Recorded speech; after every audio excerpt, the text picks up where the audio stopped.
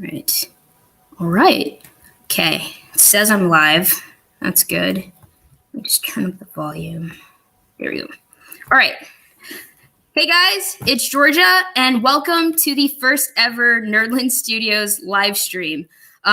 This is crazy. Really excited to be doing this. I've been wanting to do a live stream for a while, but wasn't sure how to, what topic to do it on and how to get started. But as of lately, I've been wanting to make videos. I just haven't gotten around to it. So I figured a live stream is it's finally time to do one. First off, I hope you're all staying safe. Sorry, I put that there. I'm using StreamYard for the first time, so I'm getting used to it here. But I hope you're all staying safe and taking care of yourselves. And also, hopefully by now, getting some filmmaking done. I know for most of the year, I hadn't been able to do much, but now that things are kind of in a rhythm and routine now, I've managed to get back into a little bit of filming. Okay, so for today, the topic... Trying to shake the table. So today the topic is going to be about filming with the Canon EOS M, as well as using the Magic Lantern RAW settings. What was I going to say? Hold on. Right. So up until now, I'd never really used the Magic Lantern RAW settings until last weekend. Before that, I had just been using it to get a lot of B-roll and just random shots here and there. So last week, I really got to use it for a narrative film project. And so, what was I so that's what I wanted to talk to you about. It was a slightly different experience than regularly filming with it than I had before. So now I just want to talk about what that was like. Hello. Sorry, I'm in the living room. So this is kind of just a really quick setup. So there might be some people coming in and out. Okay, so the first thing I want to talk about is, hold tight, I have banners here. There we go. Okay, so the first thing I want to talk about is the battery life and using memory cards when you're filming with Magic Lantern RAW settings. The battery life for the EOS M is not amazing. It's an old camera, so it's already not spectacular. I'd say the batteries lasted me about an hour and a half to 2 hours before I had to start charging it and then switch in and put a new battery. Luckily, I was filming at home, so it was pretty easy to rotate them and be charging one while filming with the other one. I don't know if using Magic Lantern made them run a little faster and maybe die a little sooner, but that's just something to keep in mind. But normally I've just been using, I've just been using two batteries up until this point. This one is the native Canon EOS M battery, and then this is the .01 battery, which I talked about way long ago and had bought a while back. And so far I've only been using these two, and they've lasted me an entire shoot day. And for the record, usually the days when I'm shooting, we don't go more than 6 to 7 hours. But, as long as you're indoors, you have access to an outlet plug of some kind, you have no issues just using two batteries. It's when you're outdoors and you don't have an electrical source that might be something to worry about, or you want extra ones. For the .0 batteries, I had recommended these a while back. I haven't been able to find them again, which is weird. I don't know what happened to the company. They're sort of still around, but they're selling different types of batteries, but just not these. I think you can find a few on eBay, but otherwise, you might want to look at some alternative batteries for the EOS M. I know Wasabi is a popular brand, and there's another one called BM, which I've seen on Amazon. Here, I'll actually show you. Let's do a share screen. Give me a sec. There we go. Okay. So I don't know if you can see this, if you can see my screen right now, but this is on Amazon, and I just typed in the LPE12 battery, which is what the EOS M uses. And this brand called BM Premium seems to be a popular choice. It's got a lot of good ratings. Here's a couple. And the good thing about these off-brand batteries is they usually come in a kind of bundle pack. So you can get two batteries along with the charger for less than $20, if not around it. Yeah, so I'm seeing BM, and then I'm seeing Wasabi down here. And so that's just the battery so that's just for the battery for the Canon EOS M. I'm going to stop sharing now. That's fine. It's okay. It is hot. So hold tight. Okay, here you go. So what's next? So the memory cards, that's the big one that I learned about using this. For the EOS M, I got the SanDisk Extreme Pro 64 gigabytes card, and it has a read speed of 170 megabytes per second. And you can also find this on Amazon for like $20, which is pretty nice. So I got this, and I put the new Magic Lantern build and used the raw settings on it. And that lasted me just fine when I was just doing B-roll and taking random shots here and there downtown. Now, when you're doing a narrative film and you're just doing, multiple takes, our takes aren't very long. They can be up to 1 to 2 minutes. But when you're doing multiple takes of that and, wait, what was I saying? You're doing multiple takes that can be about that long, your card will fill up pretty fast. I'm actually thinking of switching and getting a 128 gigabyte card, which I think are like $25. So thinking of upgrading just if I want to keep shooting EOS M RAW. So this card would fill up. It didn't fill up until near the end of the first half of our shoot.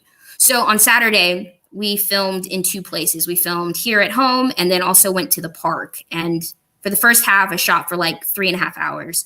This card lasted like halfway through it, and then I had to stop and offload it and put the files on my hard drive and then start using it again. So, but eventually when I was at the second location, this card filled up, so I couldn't take the files off. I didn't have my computer with me. And I ended up using this one, which was the first memory card I used with the EOS M.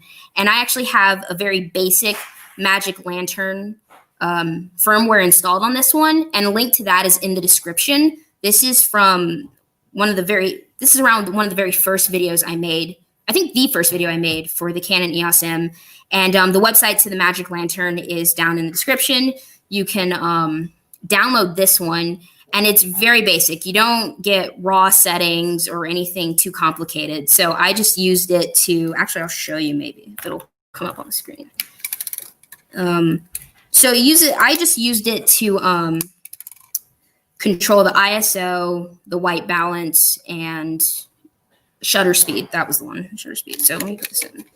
I'll show you what the menu kind of looks like. Hold on, hopefully. So this is like a very early, simple build for Magic Lantern. The one where you're using raw settings is from Danny, and it's like the website is Bitbucket or something, and that's where you can get more advanced and upgraded Magic Lantern menu settings. So hold tight. Okay, here we go. Let me see. All right, if you can see that, probably not very well, sorry. These are the menu settings for the basic Magic Lantern, and you don't really get any options to shoot raw video here, as you can probably see. Whoops, I didn't mean to do that. Let me see. Yeah, there are no options about shooting raw video or crop mode in here. Let me go over to the next. Can I do that? Yeah, and then you can get your basic overlays like your zebras, your focus peaking, things like that. But it doesn't do much more than that, and it's much lighter on your camera. It's a very simple hack. So I switched to this card when the other one filled up, and it did just fine. And actually the difference is when I use this one, the file types I got were .mov, whereas when you're shooting raw, you get .mlv files. And that changes up your post-production workflow, which I'll talk about in just a minute. Okay, so just to recap, when you're using Magic Lantern RAW, the files are bigger. They're just heftier files on your computer, so your card's going to fill up much faster. So you want to make sure you have a large enough memory card for using this one. And I think like the EOS M can take a memory card up to about 2 terabytes. So you can find one large enough to work with you if you're going to be shooting short films, things like that. But if you use for using this basic magic lantern, you'll use the .mov files, which are more compressed, so they won't take up as much space. They won't fill up. I used I'll show you it again. Hold on, got some new people coming in. So this is just a SanDisk Extreme 32 gigabyte card. And I use this card for all of filming Cardinal. If you've seen the first episode, which is uploaded on my channel, I use that to film all of Cardinal. And this, again, has a very basic Magic Lantern firmware. And the file types are .mov, which are very compressed. So this one lasted me a really long time compared to this one, where I'm using more advanced settings, and I'm getting heftier file types, so it fills up very quickly. So you might want to get more memory space. Feel free, by the way, at any point to shoot me questions if I wasn't clear about something. I'll definitely do my best to answer them. All right, so the next topic I want to hit on is occasional glitching, which is something that happened. It didn't really happen until about Sunday. I filmed on Saturday and Sunday last weekend. And let me see. Hold on. Yeah, so the camera glitched a little. And again, when you're using Magic Lantern, especially the raw settings, you're really hacking the camera. So if you guys remember, I talked with Yusuf back in November, I think. And a lot of the things he talked about in our interview together, I experienced while filming last weekend. And so like he said, this camera is not designed to shoot raw video or 5K footage, which you'll see a lot of people, especially Zeke. Highly recommend you check out Zeke. But a lot of people are hacking this camera and pushing it past what it was built for. So there's probably some glitching to be expected. One of the main issues I had with this was the camera would be on and I'd hit the record button, but nothing would happen. So let me just turn it on real quick. So I don't have a card in right now, but so I would hit record and nothing would happen. So what I would have to do is turn it off and then turn it back on to get it to work.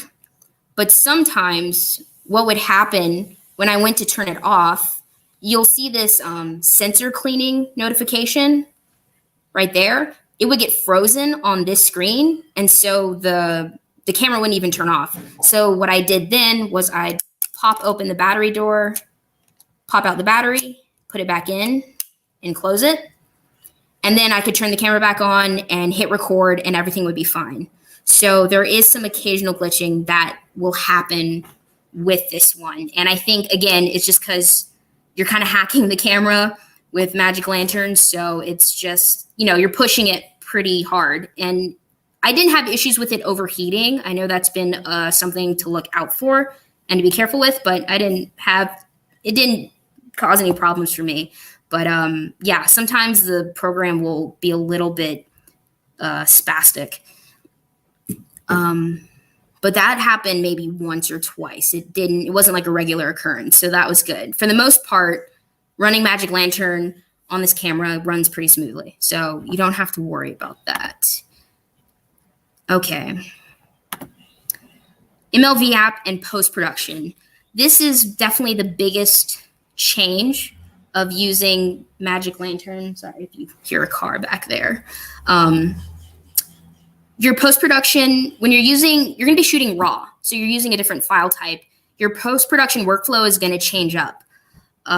So first off, you have to convert the files to either .mov or MP4, whatever it is you need to use so you can use your editing software. I use Premiere Pro, so I just export everything as an MP4. And that can take a while because these files are large. And when I start doing it on my laptop, the fan starts running louder and it's just pushing it a bit. Actually, I'm going to show you something. So let's say you've recorded your short film and you're offloading all the files onto your hard drive, whatever you're using, and you open them up in MLVApp. Let's do a share screen. I'll show you something. Share screen. Yeah. Hold tight. Application window. Here we go. And share. Okay. So if you can see my screen, these are all the files I actually still need to convert to MP4. So as you can see, they're .mlv. And what happens is when you drop them into MLVApp, my pictures came out very blue, as you can see, and that's because, so if I, oh God, I hope this thing doesn't mess up on it. So your image might come out very, very blue, and that's because it's on use camera matrix. So what I do is I actually go to Uncolor Science Fix, and that brings the image color back to about what I had it when I was actually recording and what I was seeing on the LCD screen. I leave it at tone mapped, and so far I haven't made any other changes to the footage. You can do more here if you want. You can, let me see, go down. You can, change the exposure, the contrast. You can make all your corrections here and apply it to all your clips if you want, or you can just focus on exporting it. So that's what I did for this one. So I just changed it to Uncolor Science Fix and exported it. I'm going to go ahead and save this and close it. Should work. Stop sharing. All right. Give me a sec. I just want to close this, save and quit. So, yeah, so having to convert the files to MP4, that just adds an extra step into your post-production workflow. But once you've done that, you can drop it into whatever your editing software is and just start going. What else? The files will probably take a long time to offload because they're big, and depending on how fast your computer is and your hard drive, it could just take a while. So that's just something to keep in mind. It's a bit time consuming. That's it for MLV and post-production. Again, let me know if you guys have any questions or if I should go over a point. All right. So I'm trying to think, is there anything else I haven't talked about that I might have forgotten to cover? Not really. Yeah, not really.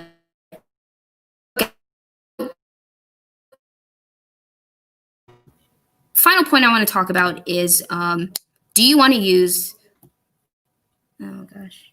Okay, hopefully I'm still online here. So last point I want to talk about is, should you use Magic Lantern RAW or not? And it's really up to you, of course. I'd say that if you're just starting out, and let's say you just got the Canon EOS M camera and you want to put Magic Lantern onto it, I would say download the very basic Magic Lantern. Don't even worry about RAW just yet. Just get familiar with the camera and the firmware and using it. And if you want the very basic Magic Lantern, the link to that is in the description, and you download it onto your memory card and then install it in into the EOS M. I would also say I wouldn't recommend using Magic Lantern RAW if you're doing a project for like a client or for a friend. I say really use Magic Lantern RAW settings for your own personal use. Like if you just want to get B-roll shots or if it's your own personal film project. Because again, that extra step of having to convert the files, if you're doing a project for someone else, that's going to complicate their life a bit more, especially if maybe you're not doing the editing and you need to give them all the footage. You have to convert it all to MP4 so it's something they can use and then give it to them. As well as it just takes a long time, depending on your computer software and how fast your computer can run. So I say just keep Magic Lantern RAW to your own personal use at this point, and not use it for client projects or friend projects. You could use the basic Magic Lantern for other projects if you wanted to use this camera. I mean, of course you want to use the best camera you can. This isn't the perfect camera, but if you had a basic Magic Lantern, it'd be fine because it's going to automatically give you .mov files, and that's easier to work with. What do I want to say about Magic Lantern RAW? And then again, like with the occasional glitching, it might, it might fritz on you while you're on set. It'll slow you down. Actually, when we were filming and the card had filled up and I was downloading everything onto my computer, it took a long time. It took about 15 minutes to get everything off the card. And that slows you down when you're on set. And if you're on a really tight deadline and you got to like get to the next location, which is actually what happened to us. We were towards the end of the first half of the shoot, and then we had to pack up and go. And I only had time to offload a few files because it would have just taken too long. It would have just taken too long to download the whole thing. And hang on, I have a first comment from Leopold La Jeunesse. I hope I said that right. So he says, to correct the blue image, you could use cyan highlight fix or change the white balance. That is true. So there is a tip for you guys. Thank you, Leopold. I'm going to also take thank you. Thank you for that suggestion. Let's missing that. Here we go. So yeah, there are plenty of ways to fix the blue tint in your footage. I just did Uncolor Science Fix because I figured that'd be quicker. So what was I saying? So yeah, Magic Lantern Raw, it's going to give you bigger files. So it might take longer to download them onto your computer. It might take long to convert them, and they're difficult to use because they're a different file type altogether. So that's something to keep in mind if you decide to go with Magic Lantern Raw. What else? I had something else I wanted to point out. Hang tight. I have notes here. I was like, I gotta make sure I know what I'm covering.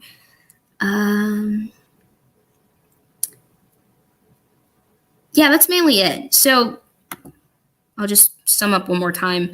Magic Lantern Raw, use it for your own personal projects and for yourself. And, but I wouldn't so much use it for a friend's project or a client project. Because actually, a little bit before that, I was helping out some friends do a shoot.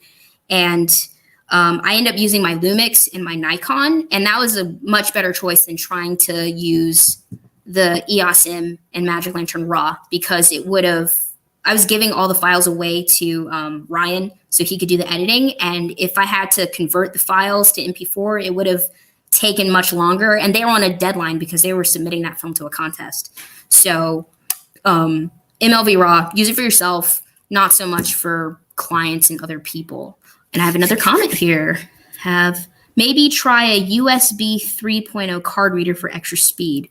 That's probably true. I agree with that. It's also too that, if I can show you, I'm using a WD Elements external hard drive, and these hard drives are great. They're pretty reliable, but they're not very fast at transferring files. So that's what really slowed me down a lot too. So yeah, if you have a fast computer or a fast hard drive, you can offload them very quickly. Just keep that in mind. That's something to keep in mind. Your system, your whole computer system is just as important as the camera itself. Let me think. Let me just say thank you, dude. Yeah, thanks for that comment, guys. Really appreciate you guys adding these in. I'm not an expert at this at all. I'm just sharing my experiences with it. So any other opinions and things you can share, please don't hesitate to put them here in the chat or in the comments and let me know, because I learn just as much from you guys, and hopefully you're learning a lot from me. So that's mainly everything I know I wanted to talk about. I hit all these points pretty quickly, which I'm glad, because I was worried that this video would go on for too long. But yeah, I think Magic Lantern Raw is actually great. I actually just downloaded a new the latest firmware from Danny, which I saw on Zeke's channel. He gave a tutorial on how to set it up and use it. And I really like this one. I actually want to show you guys this latest one. I think it's from July. Yeah, it's from like July of this year. So it's pretty recent. I got a new comment. Hold on. George's house. Hey, Richie. Good seeing you. This is Richie Gray, guys. He's an actor I've worked with a lot. He's in the first episode of Cardinal. If you haven't watched it yet, go check it out. He's also in Meta Hunter. I've been working with him, I think, like as of 2018, and he's a phenomenal actor, super cool dude. I've been lucky. All the people I've worked with have been amazing. So go check out Richie's channel and his portfolio. He's got other projects he's been part of. So I was saying I downloaded the latest Magic Lantern build, and I'm really excited to use this one. I'll show you why. For one, normally when you access the Magic Lantern, you tap the screen with 2 fingers, but for this one, you just hold down the trash can key, and it'll take you there, which is nice. And what I like about this new one, you won't really be able to see it, unfortunately, sorry, is that, I'll show you. Where'd it go? It's not in picture style. It's over custom modes. Yeah, so when you go to the movie settings, you can set up custom modes. You can set up custom presets in your camera. So you set it on custom mode 1, and then you set up your settings however you want to, and then you restart the camera, and it'll save those settings. So next time you want to shoot in a particular mode, you just have to pick which custom mode you want to use. And you have 5 that you can set up. I'll show you right here. So if you click it, if you can see it, you can't really see, it's really bright, sorry. But there are 5 custom modes that you can set up. And again, check out Zeke's video. The link to that video is in the description. So he'll show you how you can use it. And he has a different setting for each custom. He does like 2.5K, 5K anamorphic. He hits on all of them. So highly recommend him again. So for my custom mode 1, I just have it set for 1080p, 10-bit, and that's mostly it. And then everything else is pretty straightforward.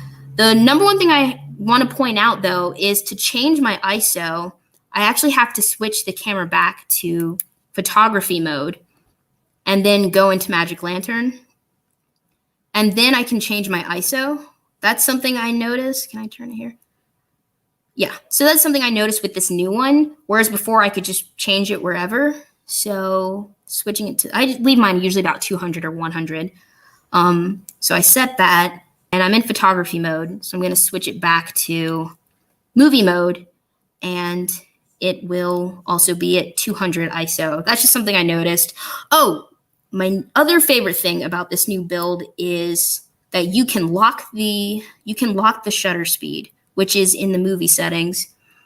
And there's an option called shutter speed lock, which is super awesome because I usually leave it at 1/50th for 24 frames per second. So once it's locked, I don't have to worry about accidentally hitting buttons or anything and messing it up. Let me sign out of here. Oh no. Or maybe I just hit the trash can again. Nope, that's not it. Oh, I just hit menu to get out of the Magic Lantern menu. So yeah, I'm really excited about this new build. Definitely try it if you want to try a more complicated Magic Lantern setup. Otherwise, just start basic, get familiar with it, and then upgrade it, because that's how I did it. And I've got a few more comments, and I don't want to keep you guys much longer, and then we'll be good to go. From Leopold again, he says, to speed up your workflow, you can export MLV files in DNG very quick, and then grade it in Resolve or with ACR and After Effects, and then export them in .mov or MP4, multi-threaded software. Is there any way I can show that? Can I? Ah, here we go. I'll show it. There's the comment for you guys. So that's something you can try. So that'll speed up your workflow. Okay, good to know. I don't have Resolve. I just have Adobe Creative Suite. So that's why for me, I just convert the files to MP4 and then drop them into Premiere Pro and start editing. But so try this for those of you who are using Resolve, and hopefully that works for you too. Again, like, just try what works best for you guys, and find the workflow and the process that you're most comfortable with. Because, otherwise, if you make it hard on yourself, it takes the fun out of filmmaking. And I mean, you do it because you enjoy it. So why make it so you can't enjoy it? So that being said, I'm going to hide this. There's not much else I wanted to go over as far as I can think of, unless you guys have any other questions. I don't want to make this too long. Hopefully this video was helpful. I'll come back and drop in timestamps so you know where to go to. But otherwise, thanks for watching, guys. Hope you enjoyed the first live stream. Would love to do more of these. I'll try and come up with some other topics to do. But again, take care of yourselves, stay safe out there, and keep filmmaking and working hard. And I will see you in the next video and podcast.